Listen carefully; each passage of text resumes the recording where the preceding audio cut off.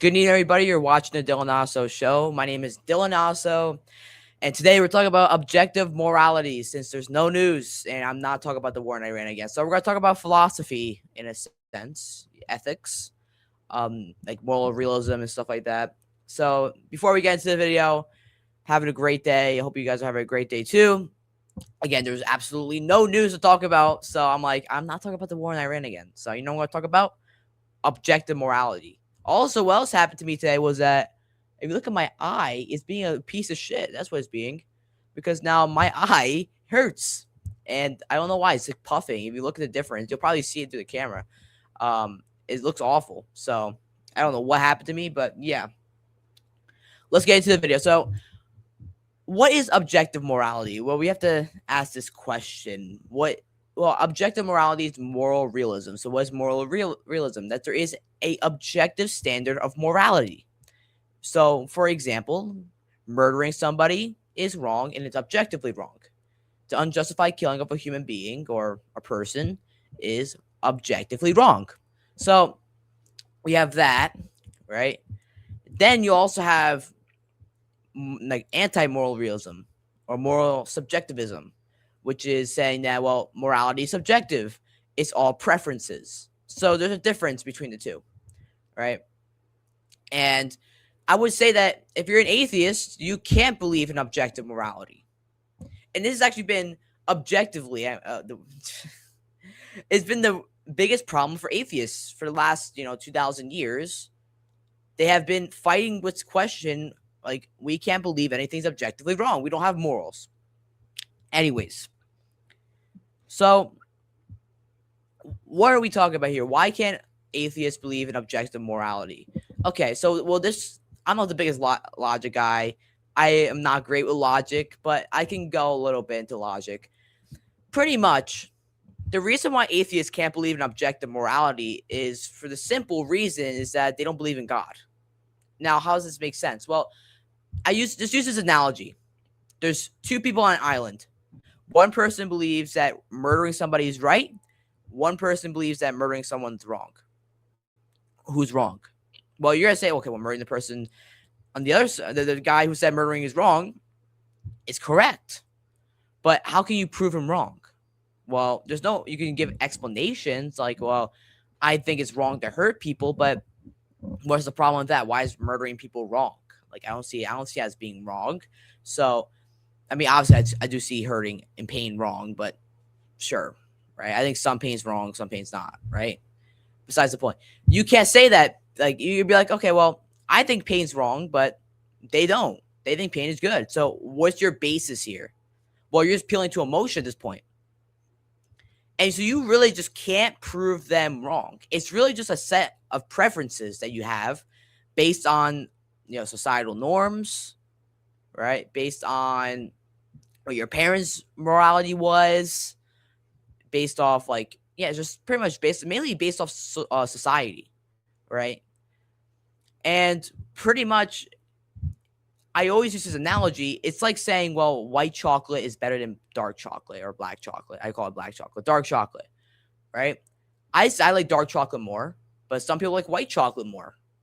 And you see, like, we can't prove who's wrong because there is no standard. There's no empirical evidence, right? We can say, well, maybe more people like white chocolate, but that doesn't mean that white chocolate is better. So there's no empirical data on this. It's not a fact in terms of morality. Now imagine those two people on an island were debating whether murder is wrong, and God came to them and he gave them a book. And he's like, these are the laws. This is what's moral and this is what's not moral. Okay, well, now you have a being that's unchanged, a perfect being, all good being, all powerful being who's never been created, an objective being who said, well, murder is wrong. This is wrong. That is wrong. And you have an objective standard now for murder and for rape and for all this evil stuff. It's basic philosophy. I think most atheists agree with me that you can't believe in objective morality if you're an atheist. Most atheists do. Good atheists do. But a lot of atheists point out to simple objections. I wonder if I wrote it in my notes. So one, they go to like evolution, right? So usually say like the main example to say, well, it helps progress society. So therefore, whatever helps progress society is better. Because like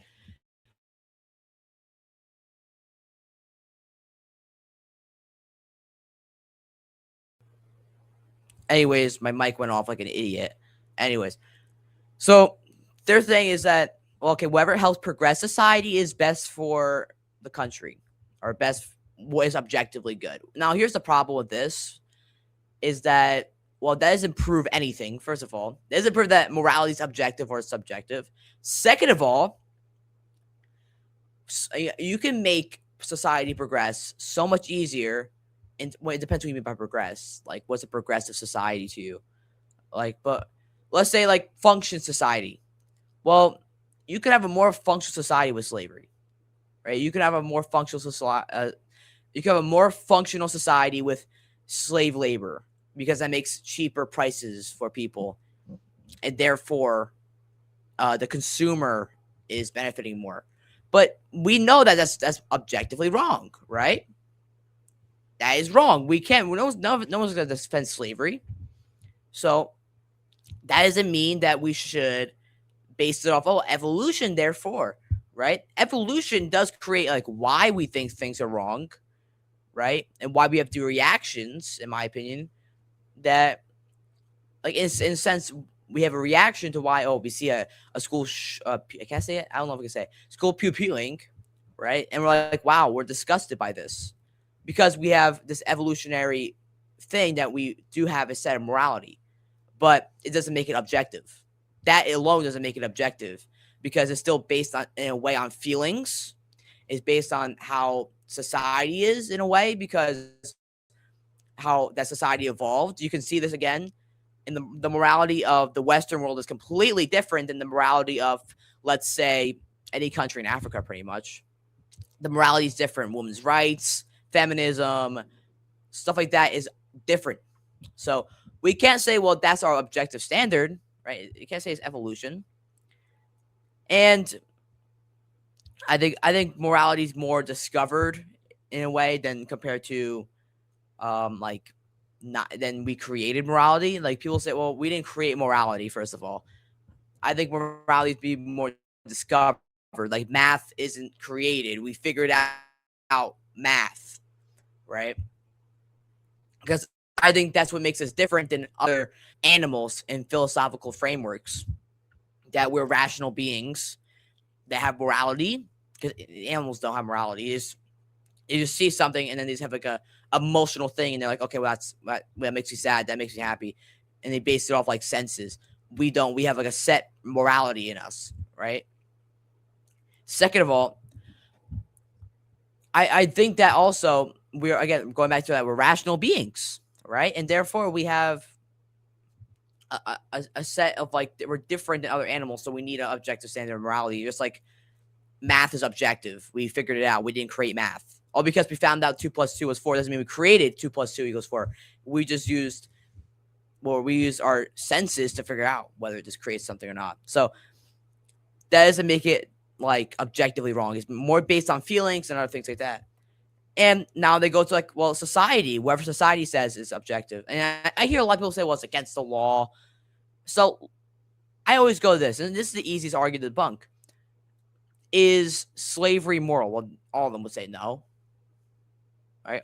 Everyone would say slavery is wrong, but the problem with this is they have to say, well, this logic, they have to condone slavery because 200 years ago, slavery was societal. It was good, right? They believed it was good. Doesn't mean it was good. Doesn't mean it. So, we can go into like another part of argument, which I'm going to go in like a couple minutes. But in terms of just like society is changing. I forgot the Greek philosopher that said that. Everything changes, okay? People are changing beings, right? We change, okay? You're not the same way you were when you're 5. You're not the same way you were when you're 10 or 15. You're always changing in terms of morality, in terms of like education, in terms of everything. You're always changing. So saying that, well, society says it's good, therefore it's good. Well, again, I'll go back to ancient times, and they thought like murder, human sacrifice was okay. They thought human sacrifice was okay. They'll capture their people, rip their heart out like the Aztecs, and call it a day. But we know that's not good, right? Because in the West, we're based off Christianity and Christian morality. Second of all, if society creates morality, then it's also still subjective. Because again, as I brought before, the Western morality is different than Africa, Asia, or anywhere else. We all have different sets of moral compasses on what we think is right and wrong, right? And it can go down to something so minor compared to for example, an Asian household. I might be overgeneralizing here. I'm gonna say in one household, they think that taking your shoes off is necessary, and they get mad at you when you don't do that. But in another house, they don't see it that way. That, let alone, is subjective, right? And I do believe some morality can be subjective or objective. I don't believe in everything's objective or subjective. I don't know about that. I have to do more research if everything's objective or subjective. But that, right, taking your shoes off in the house, well, that would be subjective, right? And it comes down to littlest things. Then we go on to the big things. Well, some are actually a lot of the Muslim world. So like a lot in the Middle East, they have a lot of incest, right? In the Quran, it says, I think it's morally, I think I'm factual on this. I think you're allowed to marry your first cousin.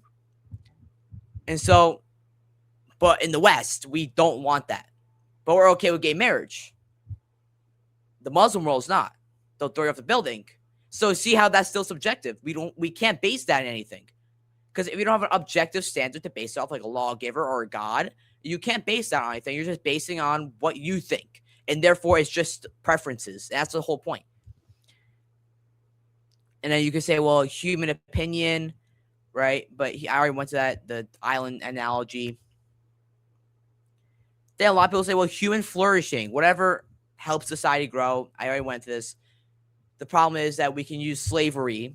That would make prices for goods cheaper, a lot of prices, actually. If people were just allowed to enslave other people and use their manual labor. Well, now the quality of things is staying the same. The prices are going down. Consumers benefit more. Inflation goes down. Well, that helps society flourish, but just, not for everybody, right? So you see how that's still subjective? I think that's wrong. Also, how society is flourishing is still subjective. Some people think that society is flourishing when we have a complete abortion access and gay marriage and degeneracy.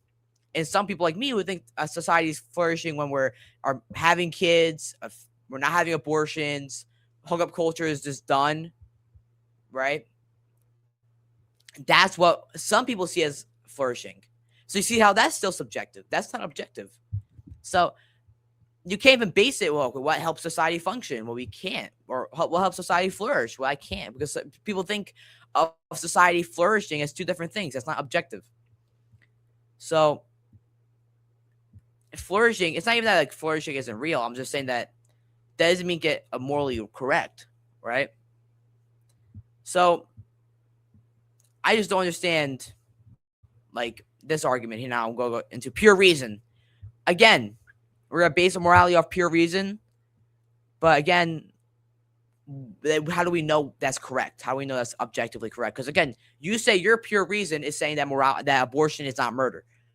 But in my reasoning, I think abortion is murder. Should we ban abortion on my morality? Well, you'd be going crazy. See how that's still subjective? There's no argument. I can go through any of these arguments, right?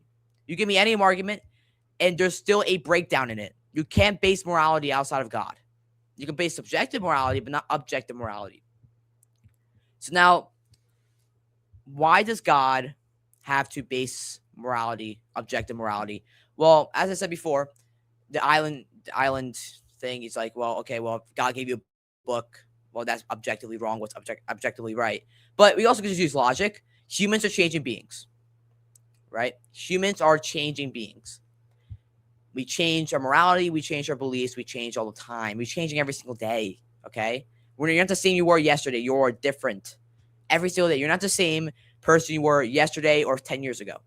Okay, so now we have to base something in this unchanging being who's objective being, and creates these laws. Okay, well, who is that? Well, that sounds like God, right? I'm not even trying to prove God's existence. I'm just proving that you can't believe in objective morality without God, right?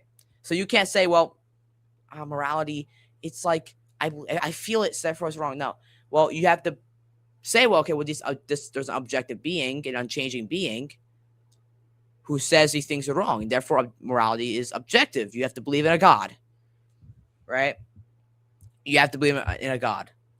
So there's no answer to me, right, at all. And I would say, since God's a perfect being, you have to base it on something perfect. And I know the YouTube atheists, the Reddit atheists are gonna come in this, channel, and they're gonna comment, they're gonna spawn the comments. I know that, right?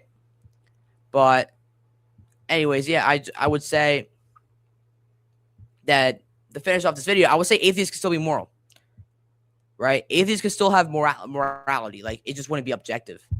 Like, I'm not against, like, atheists can have not objective morality, but they can have morality. They can say, well, I believe what the H-man did was wrong, but I can't say what he did was objectively wrong, right? I just can't say that. And even with the deists, like, you just believe a God's out there, like, you believe in a God, but you're non-religious, like, that is still believing in subjective morality, because your morality can't be based on a God, or your morality is just what you think, just you're saying a God that you don't know exists is covering you.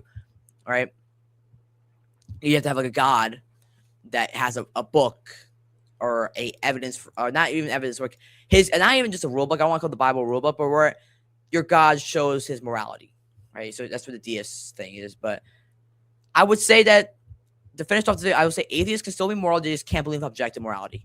They can still think that things are wrong. They just can't say, well, I'm objective. What is happening is objectively wrong or objectively good. I just have to be just on the sidelines for this. So, yeah. So, yeah, that's my video. Thank you guys for watching. Hopefully I can get back into the news tomorrow if there's anything to talk about. Yeah, anyways, thank you guys for watching. God bless every single one of you guys.